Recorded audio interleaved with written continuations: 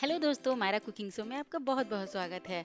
तो आज हम आपके लिए लेकर आए हैं स्वीट कॉर्न कटलेट। बिल्कुल डिफरेंट स्टाइल है, डिफरेंट रेसिपी है और डिफरेंट शेप है। एकदम बढ़िया से ये बन के तैयार होता है और बहुत ही झटपट बनता है। हम आलू का भी कटलेट ट्राई किए हैं, हम चिकन का भी कटलेट ट्राई किए हैं, लेकिन आज हम बिल्कुल मीठा खट्टा और एकदम डिफरेंट फ्लेवर देने वाला स्वीट कॉर्न का कटलेट बनाना आपको सिखाएंगे। और ये बहुत ही जल्दी बनता है, बहुत कम समय में बनता है। तो चलिए देखते हैं इसको कैसे बनाया जाता है। तो सबसे पहले हम एक पैन रखेंगे, उसमें डालेंगे हम रिफाइंड ऑयल। जो भी आप तेल खाना पसंद करें दोस्तों, वो आप इसमें ऐड कर सकते हैं।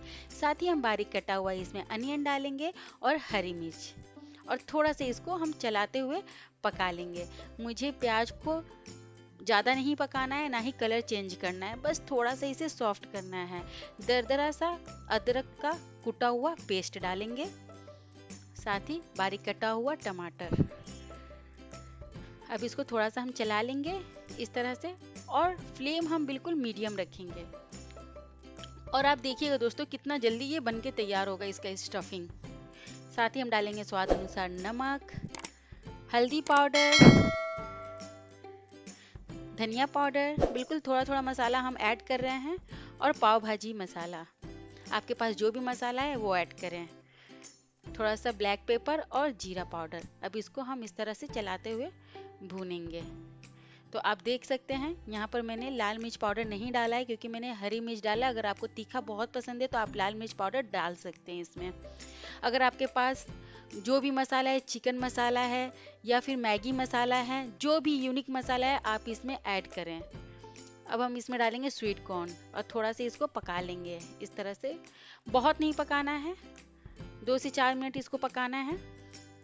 मैंने इसमें गरम मसाला ऐड नहीं किया है दोस्तों, क्योंकि गरम मसाला सब्जियों में भी हम ऐड करते रहते हैं। अब कटलेट में क्या, थोड़ा डिफरेंट टेस्ट लाने के लिए बिल्कुल मैंने इसमें गरम मसाला ऐड नहीं किया है। अब देखिए हमारा स्टफिंग बिल्कुल रेडी है।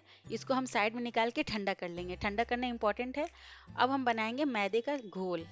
तो मैंने यहाँ पर मैदा लिया है 1/4 कप। अब इसमें हम पानी डालेंगे और एक गाढ़ा सा घोल तैयार करेंगे, ताकि स्टफिंग करने में हमें आसानी हो।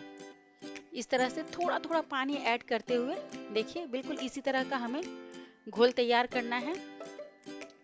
घोल तैयार हो गया है। अब हम ब्रेड ले लेंगे और ब्रेड का जो किनारा है उसको हम बिल्कुल काट के अलग कर लेंगे। और ब्रेड के किनारे से ही आप क्रम्स बनाएं दोस्तों, उससे बहुत अच्छा क्रम्स बनता है। अब जो हम घोल तैयार किए थे उसको हम इस तरह से चारों तरफ लगा लेंगे, और स्टफिंग जो हमने तैयार किया था वो हम इस पे रखेंगे और बिल्कुल आराम से इसको हम फोल्ड कर लेंगे। तो इस शेप में देखिए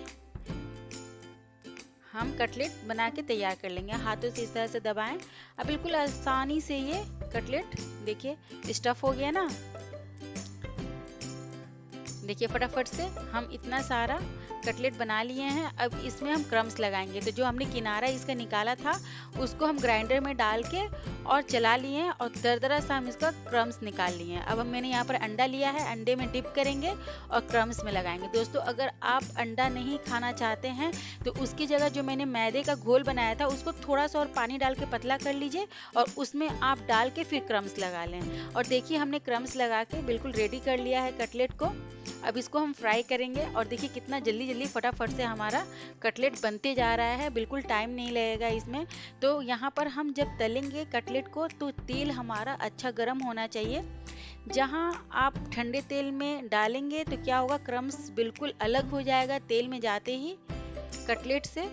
तो देखिए हमारा क्रम्स नहीं निकला है, क्योंकि गर्म तेल में हमने इसे फ्राई किया है।